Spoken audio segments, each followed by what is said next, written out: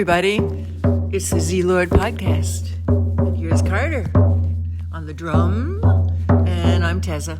And we welcome you all with all our hearts, our beautiful hearts.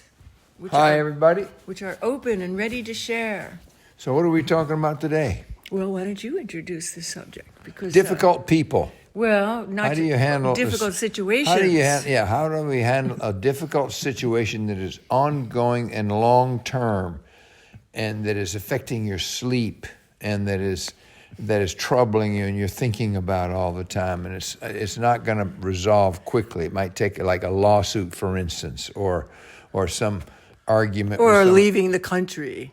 Yeah, or if someone is really sick, or maybe if you're sick, and if you've got some kind of real hard disease that's just or caretaking an older parent.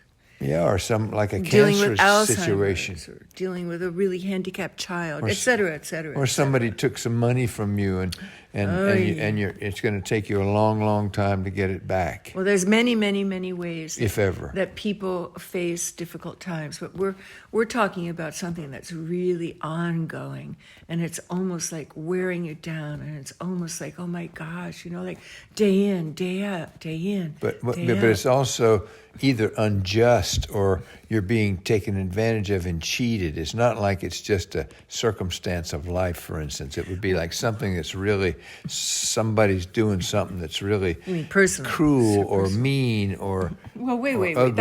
That's your personal situation. There's also people who have, like our friend has a handicapped child, and the child has been on the verge of death for the last couple of months. So it's not just about money, and it's not just about...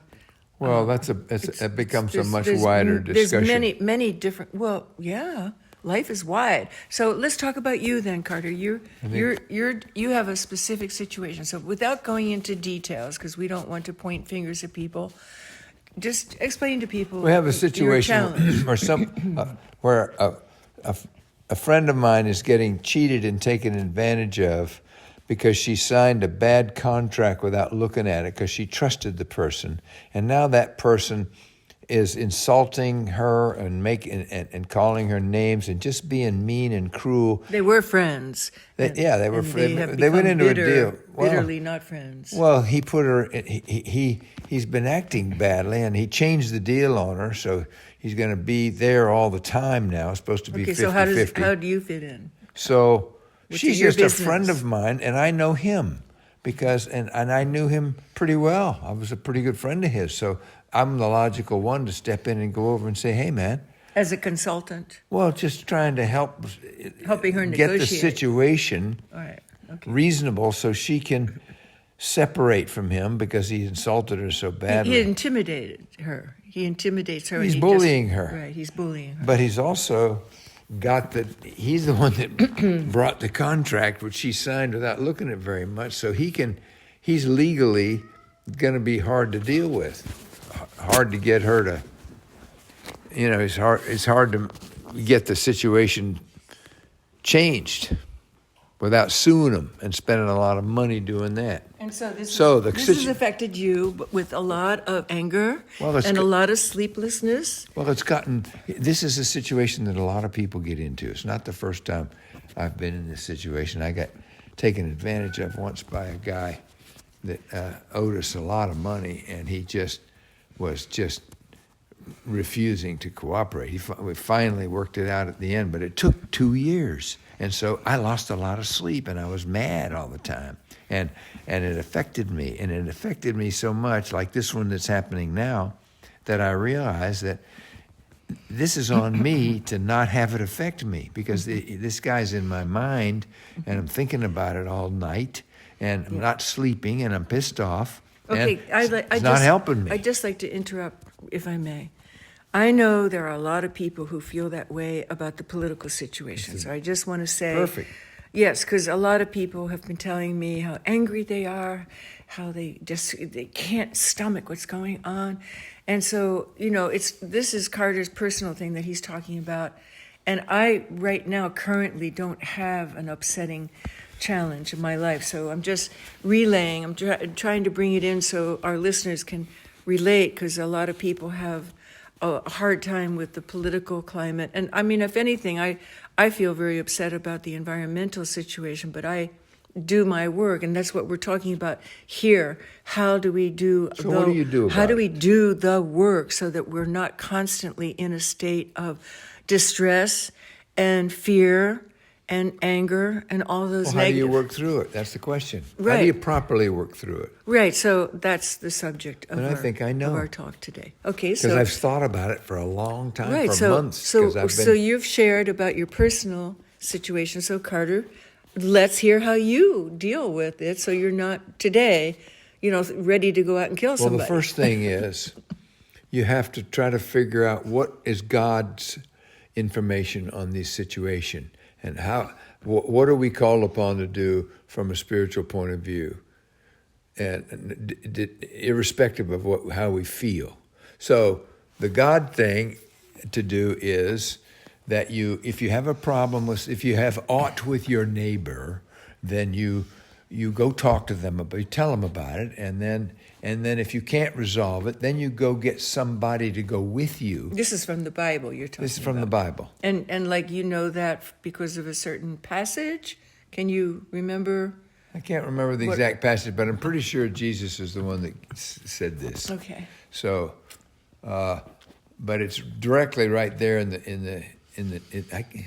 might be in the Old Testament. I don't remember, but it's in there because I remember and then if you have a problem, then you go talk about it, and then if you don't resolve it, then you get somebody else who's mutually Talk about it with the person with who's the causing person, the problem. But you go with another person, so there's a witness, and this person should be either a member, like known to both parties and is trusted and respected by both parties, which in this case, that was me that she went with to talk to him about it, to get it straightened out, because I was known to both parties, and he and I were friends.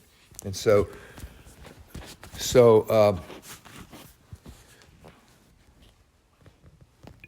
then the information is that if you cannot resolve it, then you are free to take off your sandals and slap them together and wash the dust off your sandals and go on down the road. You're finished. That's all you have to do. That's a good expression. And you just are done. Okay. And the message being that you've done what you can do. That's all you can do, and you're free to be done with the thing. But we're still not able.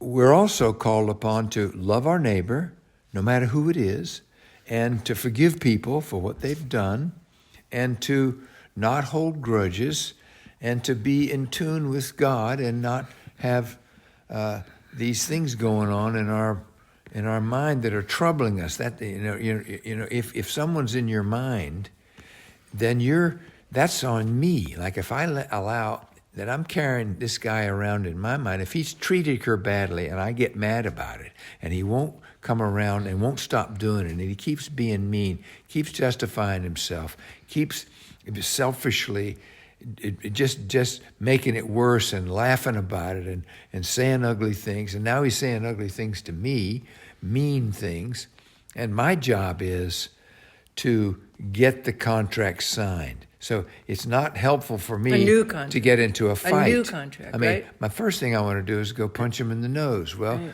You're not supposed to do that. That's Right. not the spiritual thing to do. Right. Although I'm hoping that he's That going to doesn't come make- and put his hands on me, which gives me the loss. Okay, Carter. But irrespective Down, of that, go down. even and I think that there will come a time when I can tell him what I think about this. But it doesn't help the situation Maybe not. to do it now. You never know. No, it'll okay. come. So I'd like to interrupt because we thank you very much for sharing. And so years ago, I had a situation where I really was very hurt because I had been ghosted by a very dear friend I'd known for 30-something years, and she was very special to me. And for no reason that I could think of, all of a sudden she just disappeared. And I tried to reach out, and she was just disappeared. And time went on, and I realized, oh my God, she's like turned her back on me. And I reached out to her, and she just disappeared. So I was very hurt There was no communication there was no knowledge of what had happened even. It was not like an incident. It wasn't because of this or that. It was just sheer pain for me to deal with. And so I had to do the work. And for me, the work is prayer. Like every time this person came into my mind, it just hurt so much. It was like being stabbed in the gut. And I just learned immediately to get out of that. I gave it to God, or I gave it to the goddess. I gave it to the force. I gave it to the source. I said, I can't handle it. I'm not going to fix it. And as the years went on, I realized, wow, it's permanent. I mean, it's been now 4 years. And today, I no longer have the pain. But it took at least 2 years of prayer. It was not easy. It was every day a little stab, every day. And I just gave it to God. I gave it to the prayer. I gave it to the source. Okay, and, so that's the same situation that I'm in. Yes, and that's the same situation that everybody that's listening and to notice this it was tape- not a quick fix. No, it's not a quick fix. It's not a quick fix. It's not going to be a pill you take and all of a sudden the pain is gone. That's right. So what it becomes then, it changes. Once that situation exists, then once you've done all the things that you can do and nothing works, now it's on me to deal with it on a spiritual level, which is to get that out of my mind and to resolve it so I can go around and do all the other things that I have in life to do, and to be at peace with life and to not carry this situation, just like for you, to not carry it around inside of my mind all the time. And a lot of us have these issues. It's the same with a political situation like you were talking about. We get mad about something that's going on that we can't really do anything about. It's a long way away. No matter what we do, we can't directly affect it. Well, we all voted. Yeah. So, I hope. Yeah. So and anybody who voted, they did what they could do about the political situation. That's all you can do is vote. Yeah, and then we have to become, if we're going to have a happy life and be in tune with God and be in tune with the higher force, then we have to act the way the higher force acts. And the word in the scriptures are that if you act the way I'm telling you to act, you will be on the same level with me. And then I have found in my life that if I do that in situations, I feel good. Well, then, okay. I feel happier. So I hate to ask, but why don't How am I you do doing? it? No, well, yesterday you were in a state. You just like were sucked into some whirlpool, and I know something had aggravated you. And more bad emails, more nasty emails. So it's not working very well from what I can it's see. It's not true. It is working well, but it's slow. It's like you say, and it's a work in progress, and I'm aware of it, and I've fully committed myself to divorcing myself from the misery of this, and it's happening. And it just is one of those circumstances in life where I'm called upon to resolve it. And it's what this is this guy's is now my teacher, because he's put me in a situation where I'm being called upon to take a bigger step and to resolve this without resolving it with him. Right. So now this is between me and God. Right. And I think that a lot of us are in that situation. And so that's the exercise of life, is to recognize that some things we accept that we can't do things about it, accept that patience is what's required here. And every time we start to feel these and don't give this situation rent in our head and in our brain, and being aware. It's when I'm walking down the road and all of a sudden I start thinking about this and get pissed off again. The sooner I can recognize that that's happening and be aware of it, the quicker I can do something about it. So what happened yesterday? Oh, there was just some crappy, ugly email that was mean. Just more aggravation. And snide and sneering and just... So there's always going to be something. And if it's permanent. maybe adding salt to the wound, or like in the case of our friend who has the handicapped child, another trip to the emergency room, another bout of pneumonia, until finally you get so tired and worn out and you just kind of become hopeless. And so were you hopeless yesterday?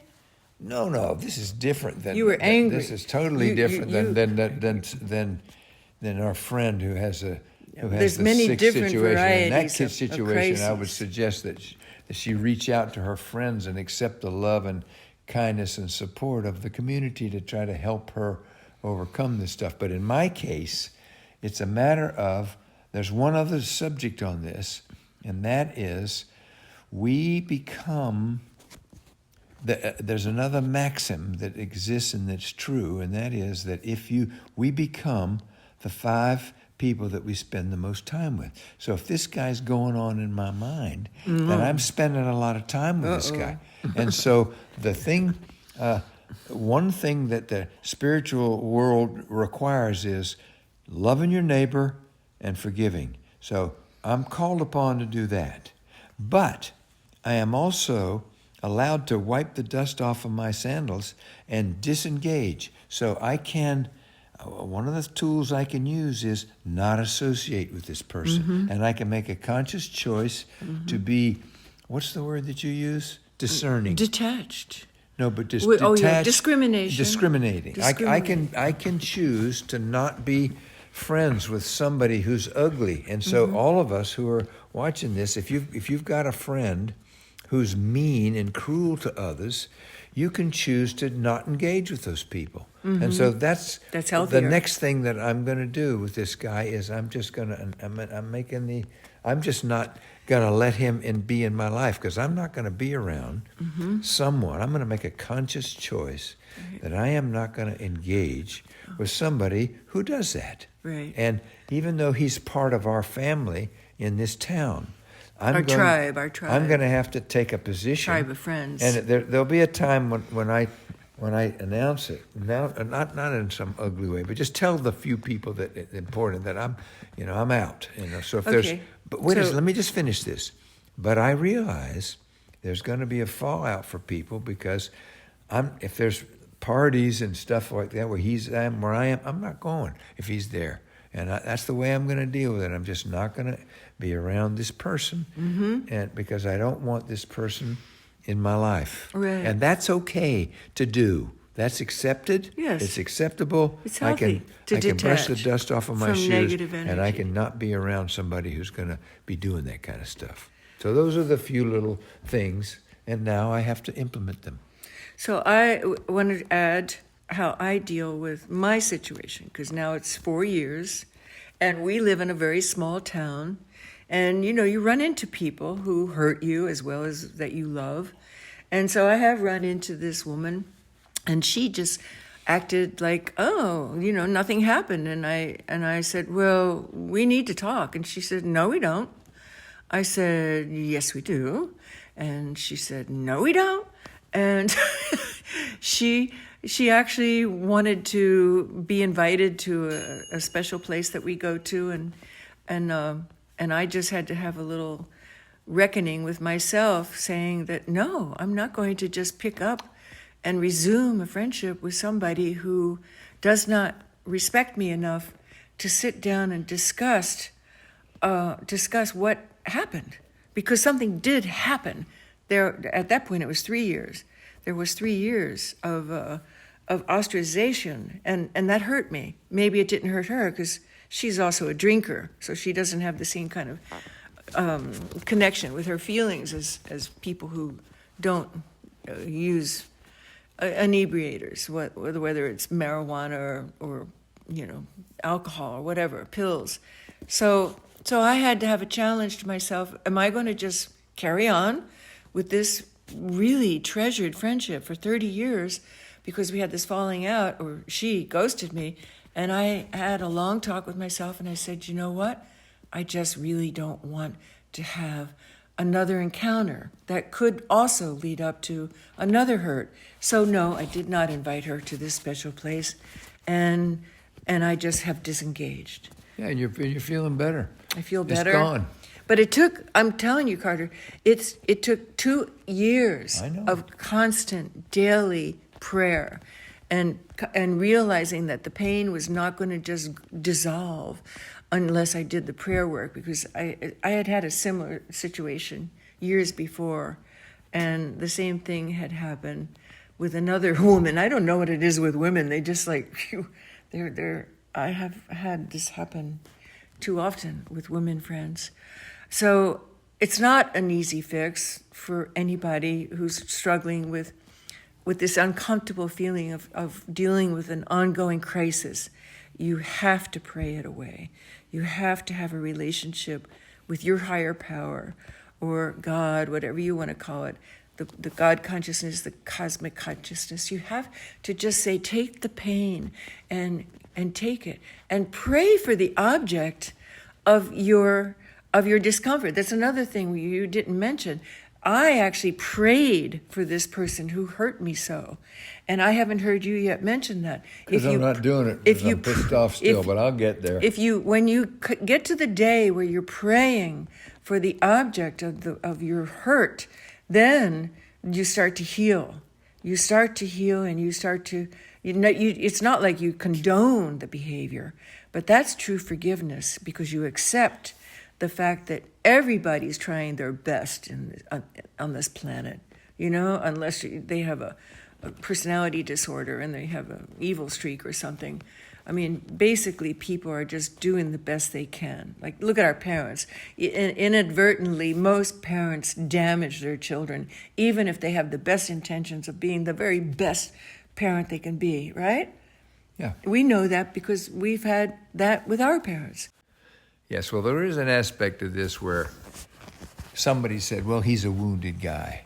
And I realize he probably is a wounded guy, and maybe he has got some mental issue, but that doesn't excuse cruelty and ugliness. And so Certainly I'm just not buying into that it's just okay because he's wounded. It's not okay. No, it's not okay. But I knew this guy as well as you did, and I've always thought he was really a jerk. And when our friend decided to get into this contractual thing, buying a piece of property with him, I thought, oh, well, good luck. Yeah. It's no surprise to many people. Well, it was a surprise to me, I got to say. Well, because you had him on a pedestal because he's an athlete, and he let you down. You thought he was a different person. He was a star athlete, and you and he did sports together, and you had a male bonding thing with him, and you didn't realize that he was who he is. Okay. Until now, you do. Well, anyway, whatever. It's just that. He wasn't being evil, is what I'm saying. He's just being who he is. Nothing changed with this person. It's just that our friend did not know him that well, and you obviously didn't. I'm not saying I know better than you, but I had conversations with him that did not go well. But anyway, but the essence of this conversation is, how do we handle this so that it's good for everybody? And I think that the thing to do is that we go to the spiritual principles, we do the things, and then if it just doesn't work out, then and it's on me to let it go, then that's what I'm working on, and that's what I got to do. So that's what's happening. There's a very important aspect to this, working with challenges and crises and uncomfortableness that we haven't yet brought up, which is that I believe that every person gets exactly what they need for their soul's growth, for them to become more of who they can be, the very best they can be, the highest of life's opportunities. And so when we have difficulties, it's not like, oh God, why is this happening to me? But like you said, this person he's become a teacher to you, and the friend who ghosted me became a teacher to me, and all the difficult people that I've ever dealt with in my life have become teachers to me rather than just sources of pain. Yeah. And I have become a better person for having gone through. And the situation is an opportunity, so to work on our own self. So. Does that help you right now with the pain every day? The pain. Oh, you had said earlier how's it working out? It doesn't look like it's working out very good. Yesterday, and I'm saying, yesterday you were in a dark place. Today you're okay. but I'm working through this, and it's interesting because it's forcing me to do it even though I don't want to. So that aspect of it, I know that having patience is a big spiritual thing, and I know that I'm really bad at that in life to begin with. So anytime I'm tested to have to wait on something, I don't like it. Mm-hmm. So this is something, that I carry on through. So the way it manifests itself is if I get angry, then I start talking to myself and carrying it around, and I'm not very good about just taking a breath and letting it go. Having a pause in your life. Accepting that this is the way it is, and doing the few things that are available, and then just having, demanding that I push it away. And I'll tell you what's another way is a great way to get out of this, and that is the Eckhart Tolle thing, where where you just get yourself on the now. Because anytime you're thinking about something that happened before, when it continues and somebody continues to be nasty, then if you're on the now, it doesn't. You can escape the trauma of it or the bad vibes of it. If you can just get on the moment of now, then you're neither in the present or you're neither in the future or the past, and you can be away from that. So. Well, that's great if you can remember, but I hate to keep bringing up yesterday. Yesterday you were in a dark place. Something triggered your anger about this situation.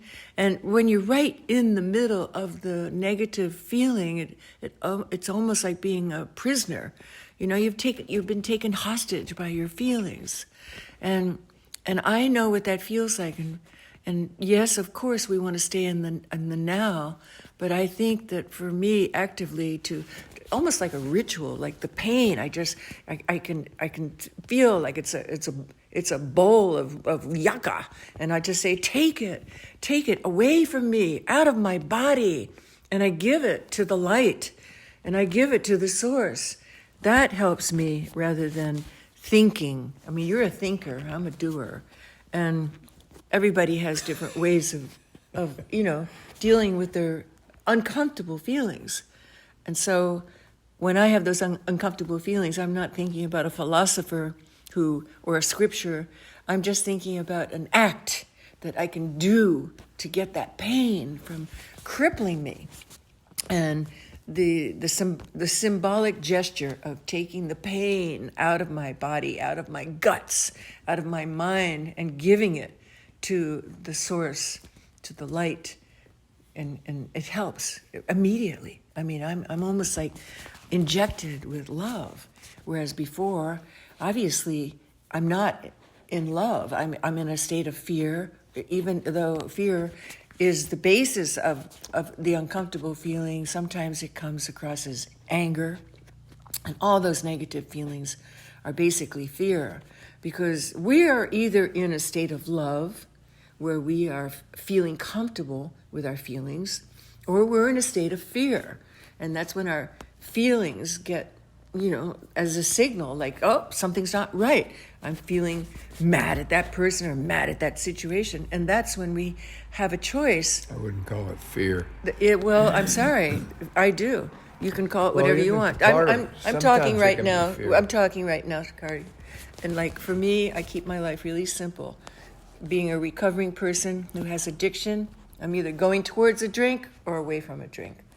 I'm either in a state of love and compassion and acceptance, or I'm in a state of fear, which also encompasses anger and jealousy and envy and all those negative feelings. So what do you call it if you don't call it fear? When somebody's angry at a situation or angry you can either be in a state of love or you can be in a state of unquiet, of some kind of turmoil situation. But it's not, for me, it's not fear.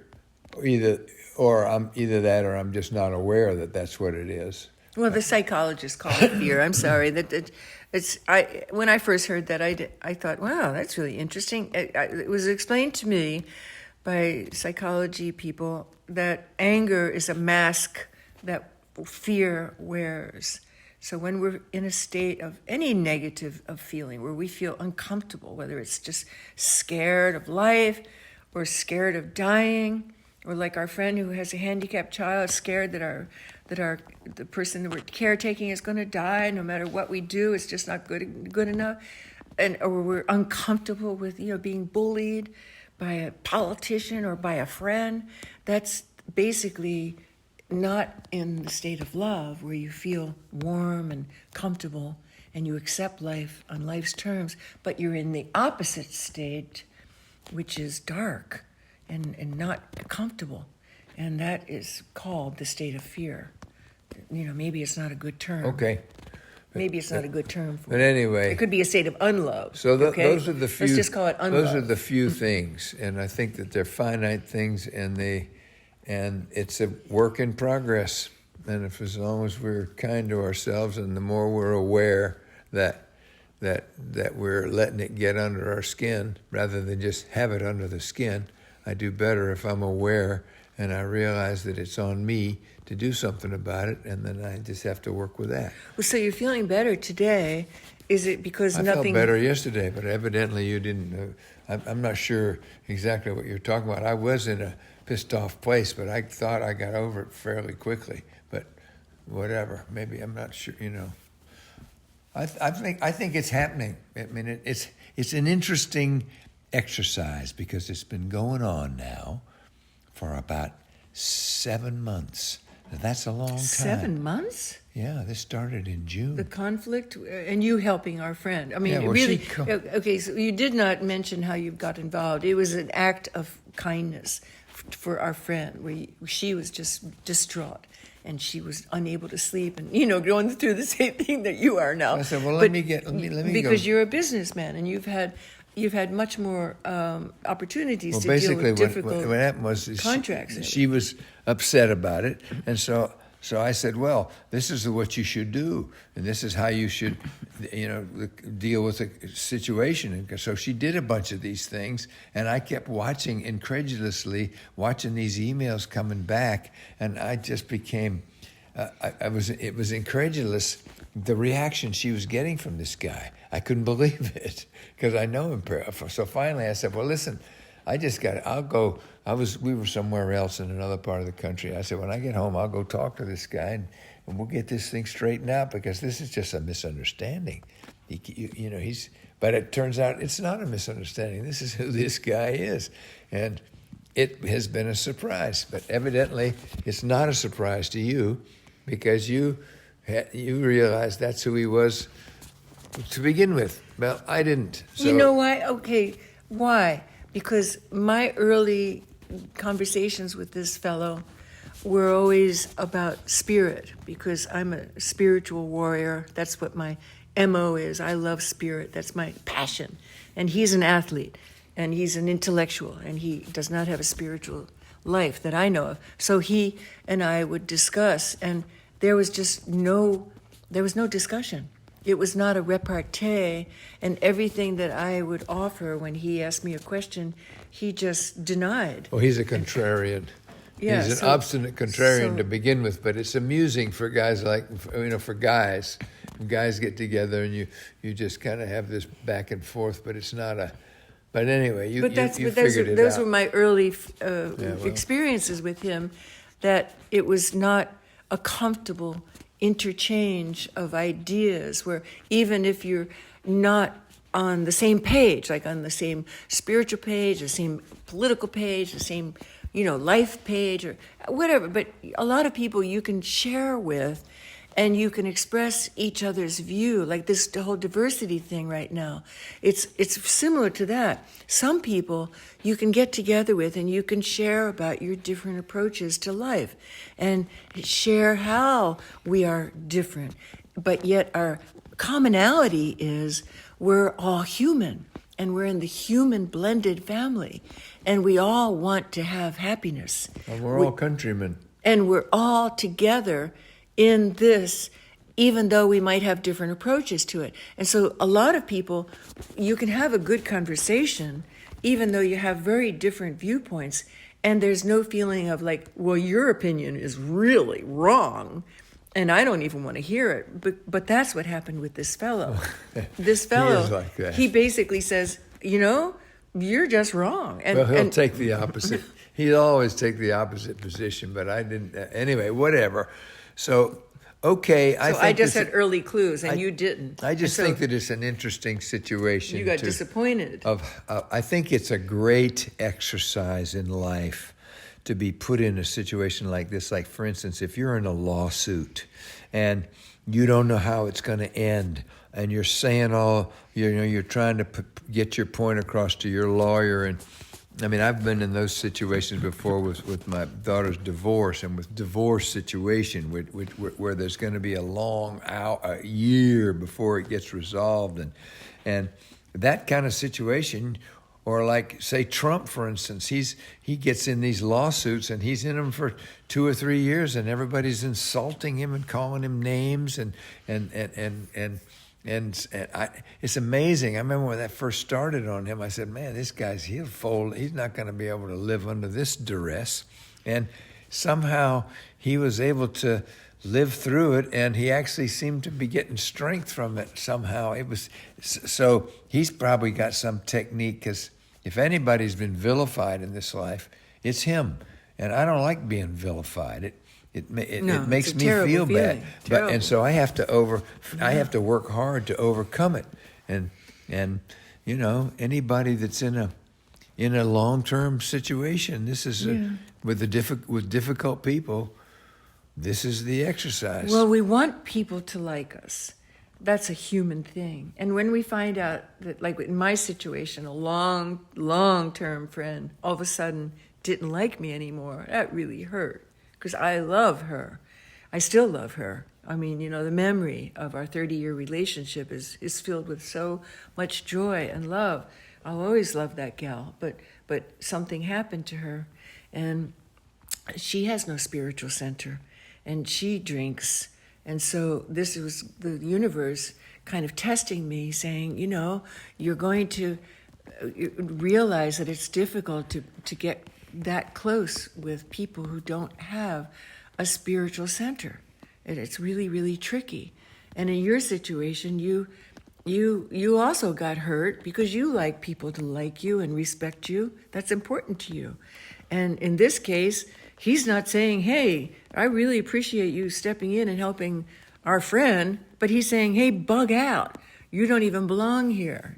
And he's called you names and everything, and that hurt. So that added to the hurt. Well, a little bit, but mainly watching him be cruel to her was the, and when someone's unjust or somebody's being treated unjustly, that's a hard thing to deal with. And so that's what this exercise is about. So that's it. So let's just for a minute, just to wrap up this idea, how do we apply it to the general idea of the division in our society right now? I mean, we're talking about what happens to us personally with friends and people that we know in our own circle. But right now there is this huge division still. I mean, the election was close. I mean, yes, it was clear that Trump won, but still, it wasn't. He did not win by a huge percentage. No. So it's close. It's still very divided. It's like 49 to 47. I mean, it's really close. It's really close, and many people in our friend tribes are discontent, and they express anger. Everybody's we're all living together. So and how can we apply this? Well, you have to be kind. Topic? I think we have to be kind, and we have to listen to the other person, and we have to try to be understanding of other people and ask questions and try to find out where they're coming from and assume that they're, people have strong feelings and they're to be respected. And we may have a big disagreement. So then it's upon us to be clear about what we think and why, so that we can engage and have a conversation that may be helpful. And we just have to have a kind, open attitude about and respect for other people. And when you start just crapping on people, then you you could employ the tactics of saying, well, bringing somebody else in the conversation, and then if you just get a stone wall, then it's okay to just wash your hands of it after you've done those things and say, I'm not engaging with this person anymore because it's just not helping. So that's it. That's the way to these are the things I believe, and then we have to get them out of our mind. So it's healthier to have open conversations of kindness rather than say, I don't want to talk about it. It's really to heal. It's important to communicate. It's important to have respect for all people and to give everybody the benefit of the doubt and have a conversation. And if it's just a stone wall, then that's the end of it. But it's important to be kind and to try to, as soon as you start respecting and repeating what the other guy is saying and having a conversation, you're talking about political things. If you're somebody's saying something and if you repeat what they said and be quiet and let them say what they have to say, then that's 90% of it right there. Because as soon as someone feels that they've been heard and that I'm not just over talking them, right, then immediately they've had a chance, and then they'll listen to me. Right. So try it. You try it. If somebody saying the same things and repeating what the other person said is a great way of having them realize you heard what they said. And in this situation, this personal thing that you're talking about, helping our friend, really you have done that and to no avail. So it really is a matter of you shaking the sand from your sandals and walking away. And for me to be quiet and let this contract get written and not give my 2 cents and try to defend myself and any of that crap. My job is to get away and just be supportive of her and love her and help her get through this period and just say, too bad you made a mistake. It's going to cost you some money. Tough. Life is tough. That's the way it is. Well, there's something about her needs, her psychological or spiritual or intellectual. She needed to have this lesson. Well, there you go. It's right. And he's having it too. I'm sure he's I don't know. I know what he's doing. I don't know what he's doing. I think it's going to hurt because he realizes he's lost a lot of friendships. A lot of people are having trouble. A lot of people with his are pissed behavior. off about him. So it's going to hurt him too. And we all get lessons, and the lessons in life they come up until the very last breath. I mean, your dad was 99, and you thought he was just the most perfect guy in the world. And after your mom passed away, he married somebody who was not appropriate. Nobody knew that at first.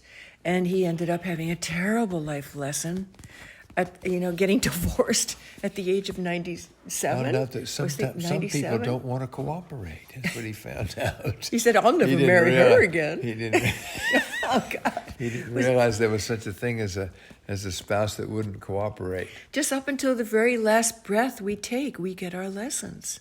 It's not like we can just say, okay, I've got them all. I'm happy now. And that that's it. But something's going to come along to challenge us and rock us off our center. And therefore, it's really helpful to have that wonderful spiritual tool, which is a relationship with the divine. Right? Okay. Okay, well, Carter's ready to go now. Ready to go. And everybody, we hope this was helpful. It certainly was for me. How about you, Carter? Oh, great. Oh, okay. It's a work in progress, and it's an interesting one because it's difficult. It's real. Some of this stuff. I mean, this has been a hard Pain is challenging. And not getting sleep and having somebody living in your mind. I mean, that's not. No, you got to get rid of that. Yeah. I got to get rid of that. I got to get him out of my mind. And he's on the way out. And you're going to try. I bet you're going to try praying for him, even though it's not going to feel good. I'm doing it already. Oh, good. Okay, we'll see you. And if you need a little bit of love, we have enough for you. Om Namah Shivaya. In a minute.